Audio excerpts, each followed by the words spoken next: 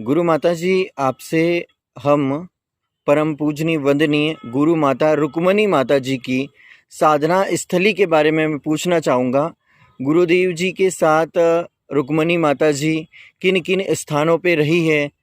कहाँ कहाँ भागवत करने कथा करने के लिए जाती थी, कौन सी कथाएं करती थी, कौन से गाँवों से माता रुक्मणी देवी का रिश्ता जुड़ा हुआ है, यह आप हमें भक्त श्रद्धालुओं को बताने की कृपा करें। माता श्री बचपन से ही माता श्री के दिव्य ज्ञान के बारे में मेरी नानी माँ के मुखारबिंद से भी मैंने सुना। मेरी नानी माँ ने मुझे बताया कि जो मेरी जन्मदाता माँ है वो बाल्यकाल से ही शिव आराधना करती थी और शिव की भक्ति करते करते शिव की ही दिव्य कृपा प्राप्त सिद्ध संत मेरे पिताश्री डॉक्टर सत्यनारायण गिरी गोस्वामी जी की प्राप्ति हुई और मेरे माता पिता का विवाह संस्कार हुआ। पिताश्री तो चाहते ही नहीं थे कि विवाह करना है, किंतु कुछ गांव में कुछ बुजुर्ग होते हैं, वृद्ध जन होते हैं, उन सभी महापुरुषों ने कहा, गुरुदेव अगर आप साधना के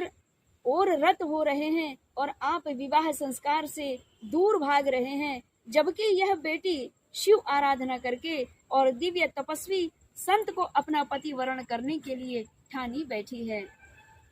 जबकि मेरे पिताश्री से मेरी माता का कोई संपर्क भी नहीं था। मेरे नाना जी और मेरे दादाजी की बड़ी घनी मित्रता थी, बड़ी दोस्ती थी और वो चाहते थे कि नानी के द्वारा बताई गई ये कथा मैं आपको वर्णन कर रही हूँ। दादी ने भी मुझे यही बताया था मेरी माता श्री के तप के बारे में और पिताश्री के तप के बारे में भी। ये दोनों पति पत्नी बाल्यकाल से ही शिव आराधना करते थे और मेरे पिताश्री भी बाल्यकाल से ही माँ भगवती रुद्र तारा की आराधना करते थे, इसीलिए शादी के मूड में नहीं थे, शादी के विचार में नहीं थे और ये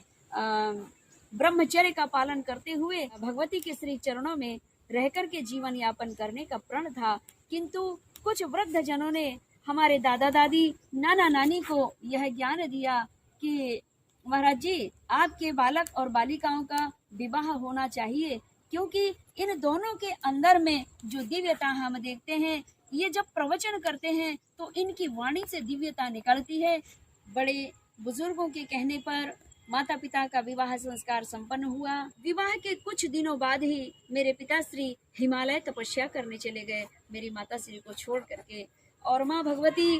तारा देवी की आराधना चलते रही और मेरी माता जी के मन में ये प्रण था कि मेरे पति जहाँ भी होंगे वे समय को व्यर्थ नहीं गंवा रहे होंगे, वे अखंड तप में लीन होंगे और मेरी तपस्या का भी प्रभाव होगा, मेरे पति पुनः वापस आएंगे। फिर मेरे पिताश्री 5 वर्ष के बाद हिमालय से तपस्या करके माँ रुद्रतारा देवी की आराधना करके और वापस हुए,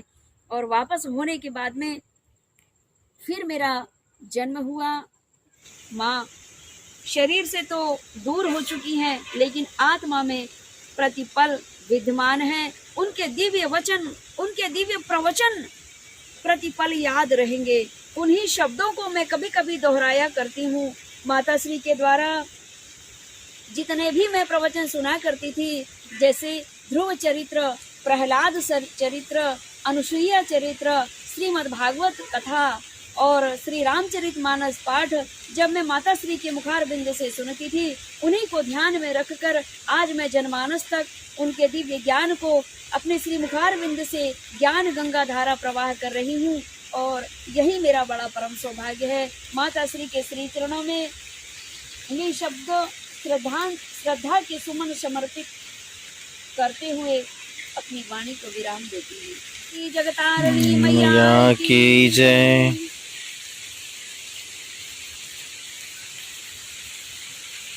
ये दो जने तो है ये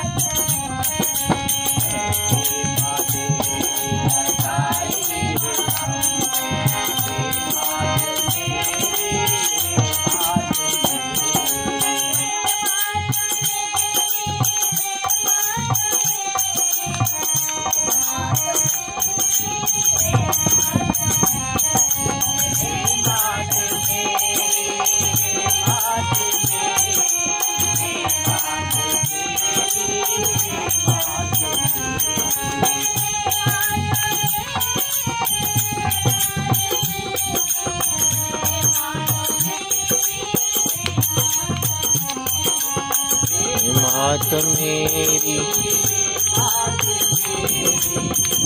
मात